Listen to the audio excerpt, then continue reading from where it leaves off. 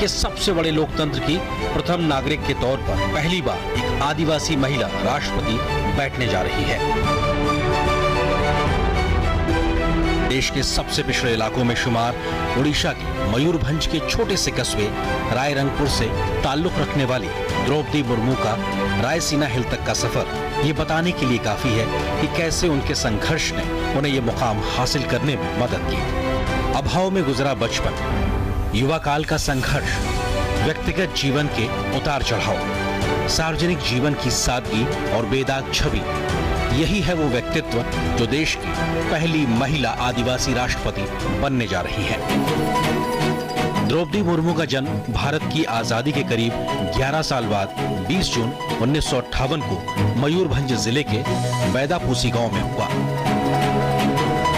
उनका परिवार संथाल आदिवासी समुदाय से ताल्लुक रखता है और उनके पिता अपनी पंचायत के मुखिया थे।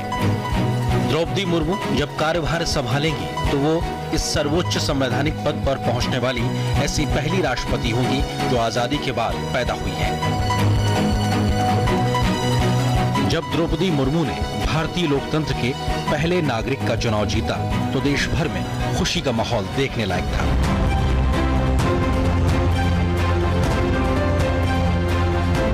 प्रधानमंत्री नरेंद्र मोदी ने भी उनकी जीत को गरीबों, पिछड़ों और हाशिए के लोगों की जीत करार दिया तो उनके प्रशासनिक अनुभव से देश को लाभ मिलने का भरोसा भी जताया।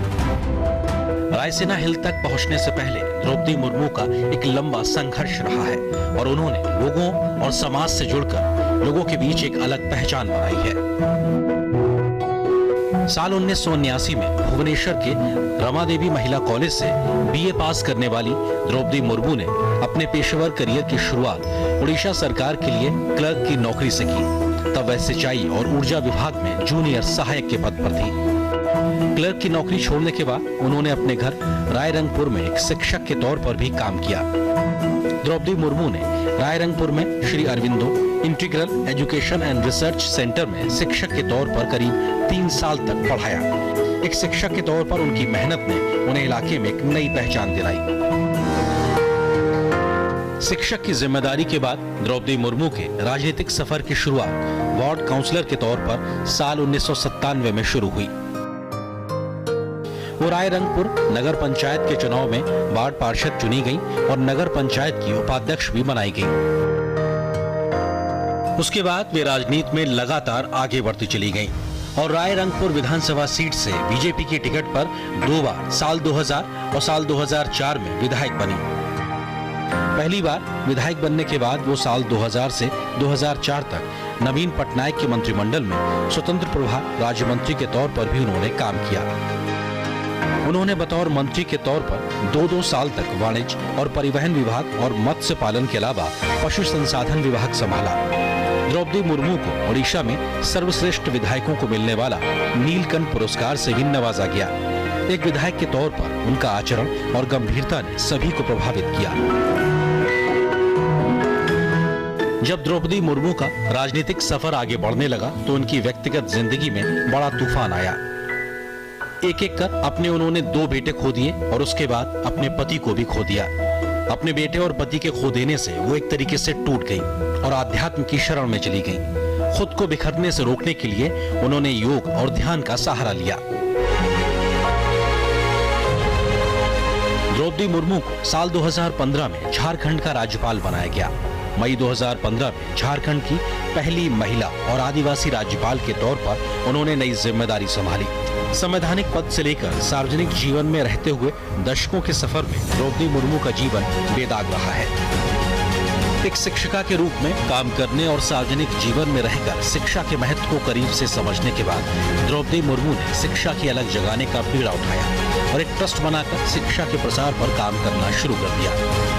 उन्होंने SLS ट्रस्ट के नाम से न सिर्फ स्कूल खोला बल्कि बच्चियों के लिए एक हॉस्टल भी बनाया जिसमें करीब 70 से ज्यादा लड़कियां रहकर पढ़ाई कर रही हैं। आदिवासी इलाके में शिक्षा की अहमियत को बढ़ावा देने के लिए उनके द्वारा शुरू किए गए इस प्रयास का पूरे इलाके में अच्छा असर पड़ा और लड़कियों में शिक्षा के प्रति जागरूकता बढ़ती दिखाई पड़ रही है। जब राष्ट्रपति के चुनाव की प्रक्रिया चल रही थी और द्रौपदी मुर्मू अपने पक्ष में समर्थन जुटाने में लगी हुई थी, तो ओडिशा से लेकर झारखंड तक के आदिवासी बहुल्य इलाकों में उनकी जीत के लिए आदिवासी समाज के हजारों लोग उनके लिए प्रार्थना कर रहे थे, जिसकी तस्वीरें भी देश के कोने कोने से सामने आई। देश के राष्ट्रपति के चुनाव का जब मौका आया तो देश भर के कई सांसदों और विधायकों ने पार्टी लाइन से ऊपर उठकर द्रौपदी मुर्मू का समर्थन किया। इसके पीछे सबसे बड़ी वजह भी उनका सरल और शालीन व्यक्तित्व माना जा रहा है। तो एक आदिवासी महिला के रूप में मंत्री से लेकर राज्यपाल तक के उनके अनुभव को भी देश के कोने कोने से स्वीकारता मिलती दिखी।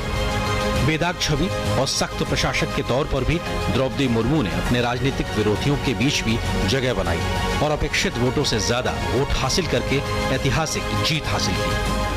द्रौपदी मुर्मू का राष्ट्रपति बनना देश की महिलाओं और लड़कियों के लिए प्रेरणा का स्रोत बनेगा, तो विकास की धारा में दशकों तक पीछे रह गए आदिवासी समाज के लिए भी आत्मसम्मान का एक नया संबल बनेगा।